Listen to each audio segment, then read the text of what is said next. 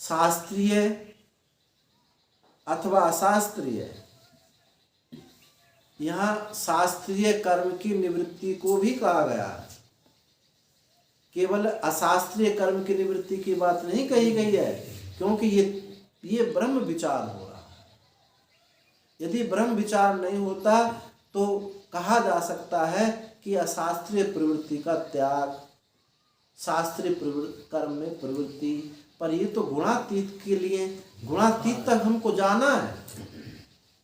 तो यह शास्त्रीय जो कर्म कांड में, यज्ञ हवन आदि कर्म कांड में जो लगे हुए हैं,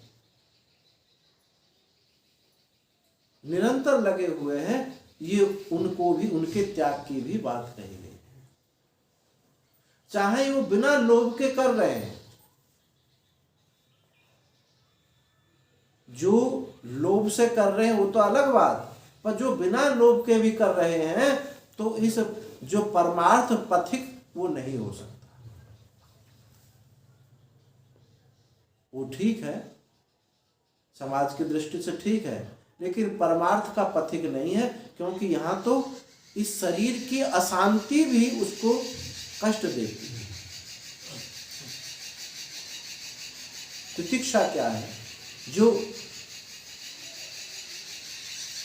देह इंद्रियों में जो चांचल्यता है, इसकी निवृत्ति का नाम तितिक्षा है।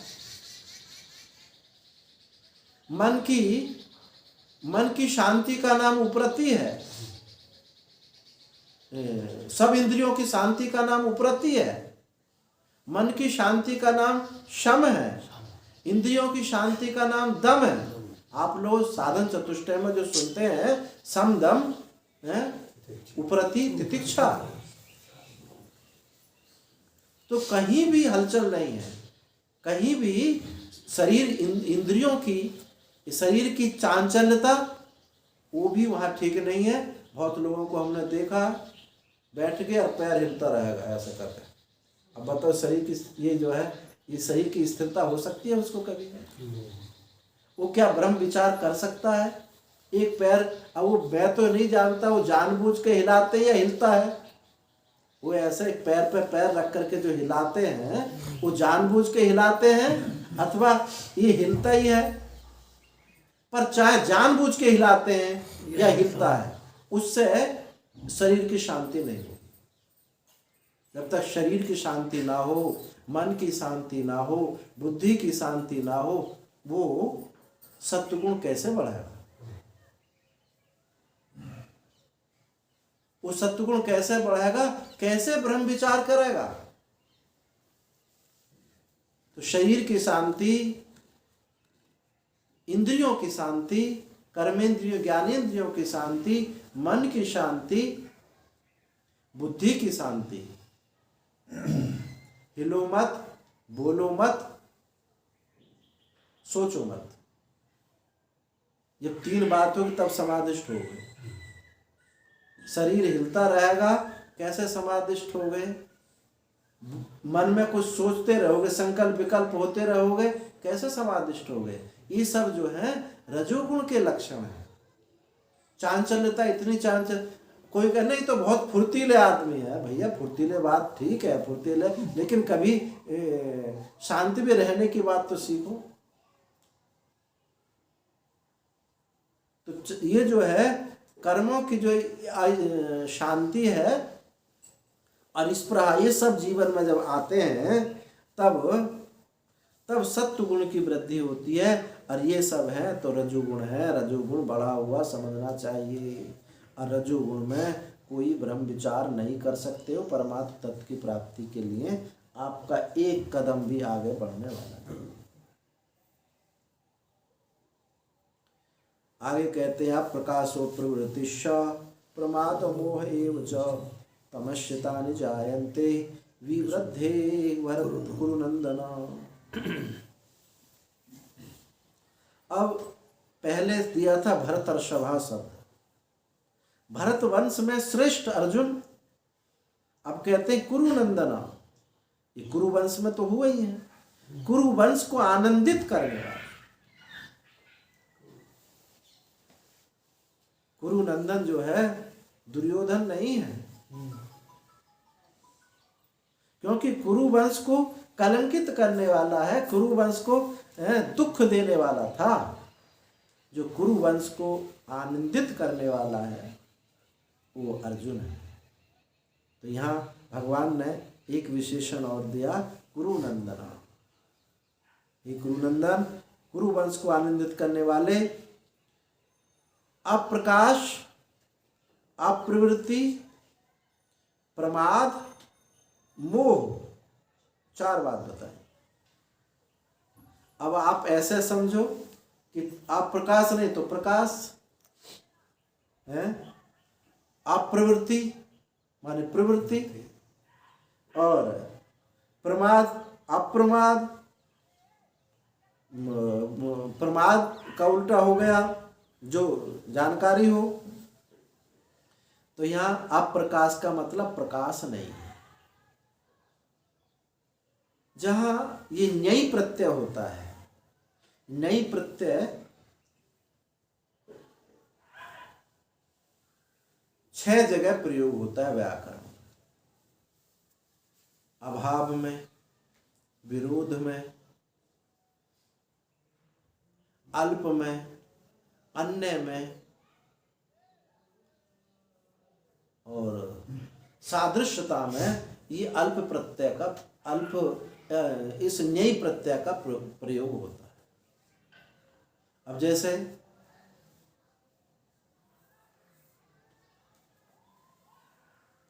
कहा जाए अनोदरी कन्या, इसका मतलब अनोदरी कन्या, ऐसा सीधा सीधा अर्थ क्या है उसका? पेट नहीं है। अब पेट नहीं है तो खाती कैसे है वो? खाती पीती है। इसका अल्प अर्थ में प्रयोग हो कि क्रस पेट है उसका, बहुत कोई हमारी तरह बड़ा पेट नहीं है उसका, अल्प अल्प क्रस है। तो वहां भी न्यायी प्रत्यय का प्रयोग हुआ। विरोध के रूप में प्रत्यय का प्रयोग होता है, अभाव के रूप में न्यायी प्रत्यय का प्रयोग होता है। जैसे कहा जाए अब्राह्मण, तो यहाँ ब्राह्मण का अभाव की बात नहीं कही, ये तो अब्राह्मण है, मतलब ब्राह्मण से इतर है। ब्राह्मण से ये क्षत्रिय है, वैश्य है, ये हो सकते हैं, ब्राह्मण नहीं है। तो ब्राह्मण से इतर के रूप में। और कहीं अब जैसे वेदांतों का जो अज्ञान शब्द है, इस किस अर्थ में होगा? ज्ञान के अभाव में नहीं है अज्ञान शब्द का अर्थ। ज्ञान का अभाव अज्ञान नहीं है, ज्ञान अभाव अज्ञान यहां प्रयोग नहीं है। ज्ञान का विरोधी। यदि ज्ञान का अभाव को अज्ञान यदि मानते हो तो ब्रह्म विचार की कोई आवश्यकता नहीं, वो तो अभाव ही हो गया। ज्ञान का अभाव जो है, ज्ञान का कभी अभाव होता नहीं। ज्ञान जो है अज्ञान को भी, भ्रांति को भी पोषित करता है। आपका जो स्वरूप है, आपके स्वरूप में वो अज्ञान को भी पोषित करता है, विवेक को भी पोषित करता है, तेन्द्रियों को पोषित करता, सब उसी के पोषण से सारा जगत पोषित हो रहा है। तो ये अज्ञान वेदांत में अज्ञान शब्द नहीं प्रत्यय का प्रयोग है, विरोध के अर्थ में है, जो ज्ञान का विरोधी है। मैं शुद्ध बुद्ध मुक्त ब्रह्म हूं, लेकिन इसका विरोध क्या कर रहा है? मैं देव हूं। तो ऐसे ही यहां ऐसा अप्रकाश हो, तो यहां प्रकाश का, अप्रकाश का मतलब ये, अप्रकाश का मतलब नहीं है प्रकाश नहीं है। अप्रकाश का मतलब यहां प्रकाश नहीं है। तो यहां क्या है? प्रकाश का अभाव। अप्रकाशो मतलब प्रकाश का अभाव। कैसा प्रकाश का अभाव? अब उसको कोई सूझबूझ नहीं, अशास्त्रीय कर्म करता है, कोई विवेक नहीं होता है, कोई सूझबूझ नहीं है, स्तब्ध हो जाता है। अप्रकाश है यानी अविवेक है, विवेक नहीं है। अप्रवृत्ति है, स्तब्धता है। जैसे भांग पी के कोई बैठ जाता है, अब मूर्ति की तरह बैठा हुआ है, तो क्या आपको उसको समाधिष्ट मानोगे? क्या समाधिष्ट नहीं है, वो मूढ़ता है, स्तब्धता है। पड़े पड़े बीड़ी पी रहे हैं, 10 बजे तक सो रहे हैं, दिन में 10 बजे तक सो रहे हैं बस, और बीड़ी पी रहे हैं। ये क्या है? ये सब अप्रकाश है इंद्रियों में। मन में जो आया वो खा लेते हैं, जो आया बोल देते हैं।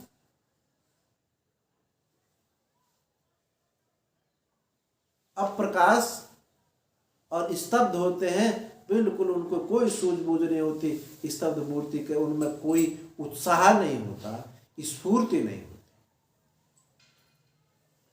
और कहा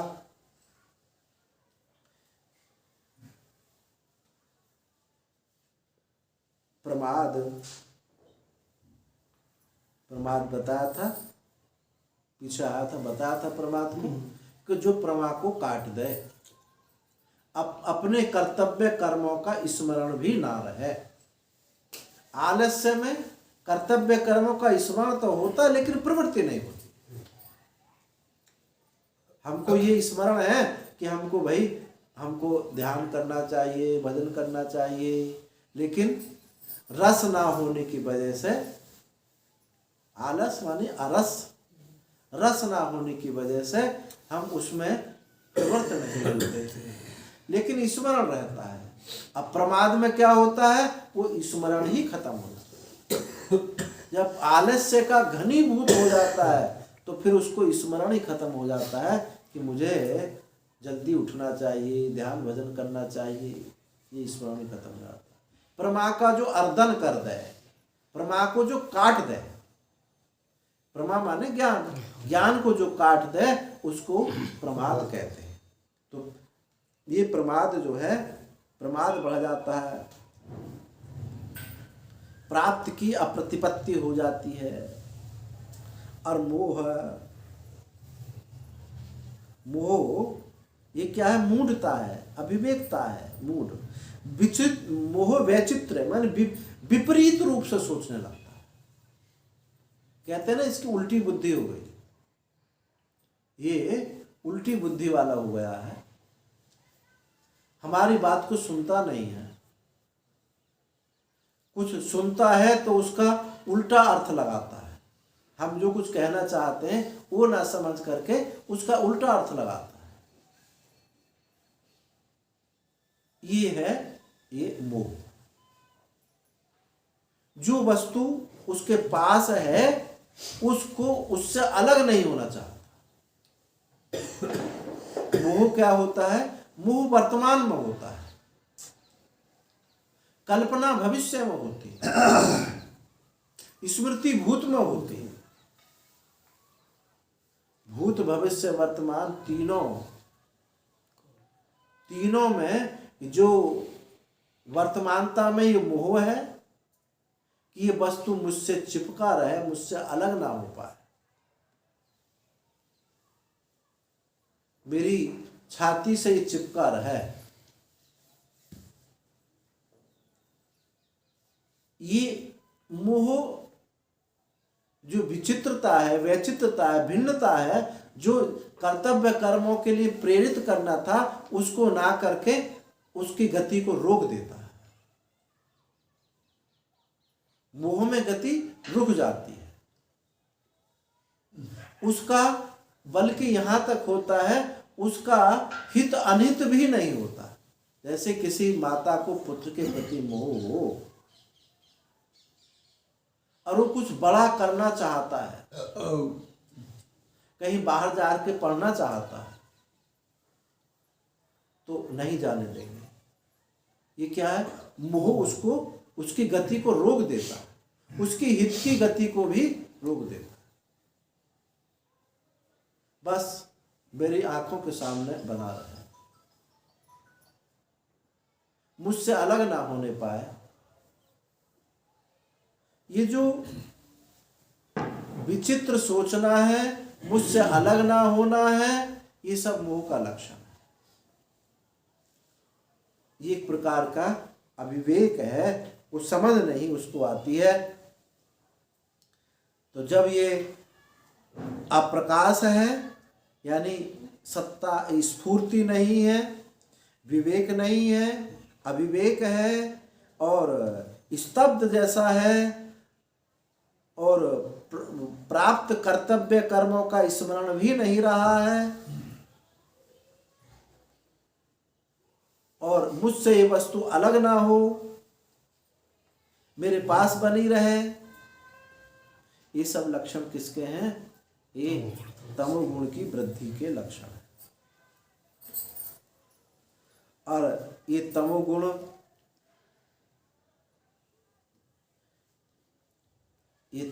जो है आपको घोर अंधकार में ले जाने वाला है। रजोगुण अंधकार में ले जाता है, तमोगुण घोर अंधकार में ले जाता है। यदि सत्वगुण की वृद्धि होने पर यदि आपको सत्संग नहीं मिलता है, तो इस सत्वगुण से फिर हम रजोगुण में लौट सकते हैं। कल बताया था कि सत्व में से रज निकल आता है, तम निकल आता है। ये सत्वगुण कौन है? उपासक है, उपासक है। उत्तम लोगों के आगे बताएंगे, उत्तम लोगों की प्राप्ति उसको होती है।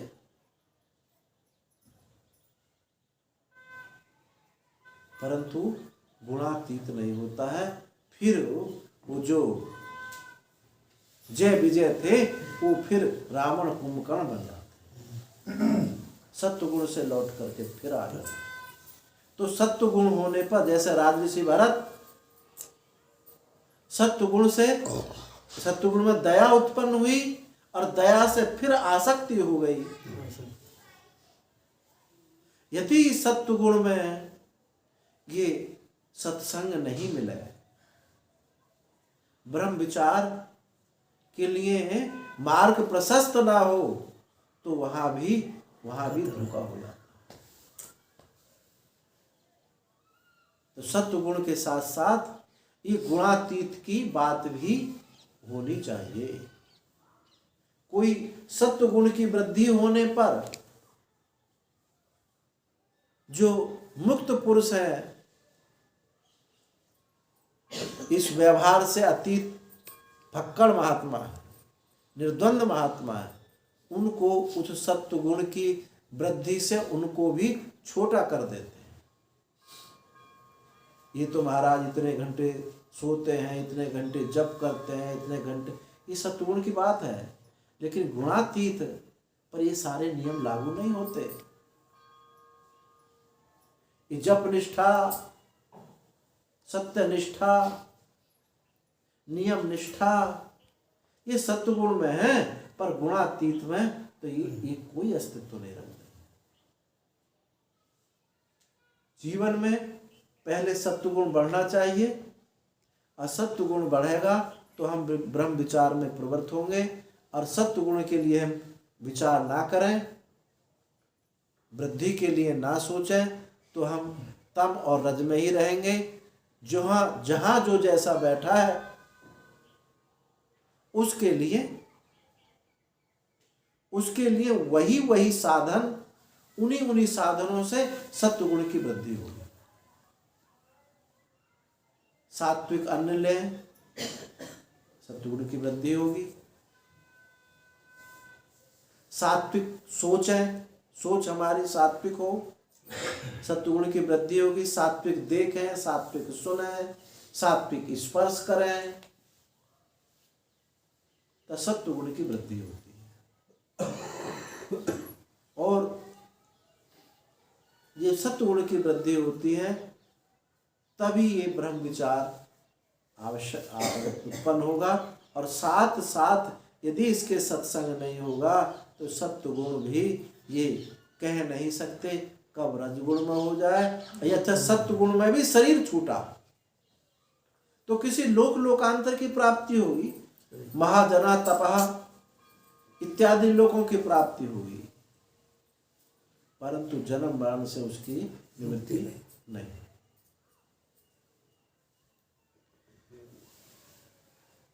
आगे 14वें श्लोक में बताते हैं, यदा सत्त्वे प्रवर्धेतु प्रलम्ब्याति देहव्रत तदा उत्तम विदाम लोकान अमलान प्रतिपद्यते। यदा सत्त्वे प्रवर्धे, सत्व गुण की वृद्धि होती है और वो मर जाए, सत्व गुण की वृद्धि होने पर मरे तो क्या होगा, वो देहवत देहधारी, तो सत्व गुण की वृद्धि होने पर शरीर उसका छूटे तो क्या होगा, तद उत्तम विदाम लोकान, उत्तम विद, उत्तम विद कौन है ये, उत्तमम विद नहीं है, उत्तम विद है, उत्तम उत्तमतर उत्तमत उत्तमम, ये उत्तम है, उत्तम लोक उत्तम विद, उत्तम लोगों को जानने वाले, उत्तम विद यानी कौन है, उपासक। ये उपासक जो है ये ब्रह्म लोक को प्राप्ति हो जाएगी। ब्रह्म लोक में ही बहुत सारे लोक अंतर्भूत, बहुत लोक हैं, सत्य लोक का हो, ब्रह्म लोक का हो, सत्य लोक में ब्रह्म लोक में आवांतर भेद है। वैकुंठ लोक है, ये गोलोक है, ये साकेत लोक है, ये शिव लोक है, ये सब उसी ब्रह्म लोक के ही, उत्तम विद लोक के ही भेद है।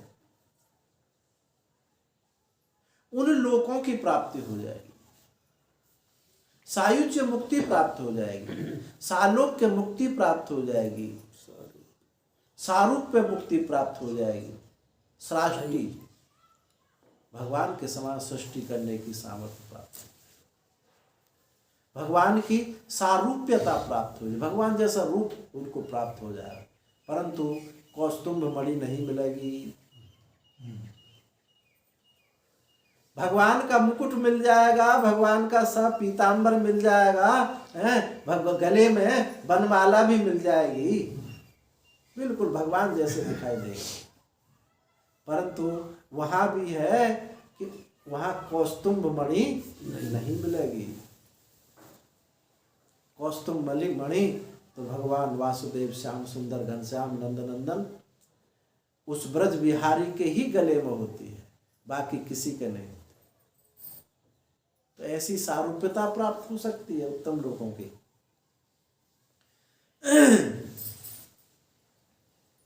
इन देहधारियों को यदि सत्व गुण की वृद्धि में प्राप्त हो गए, अच्छा तो क्या उपासना ना करें?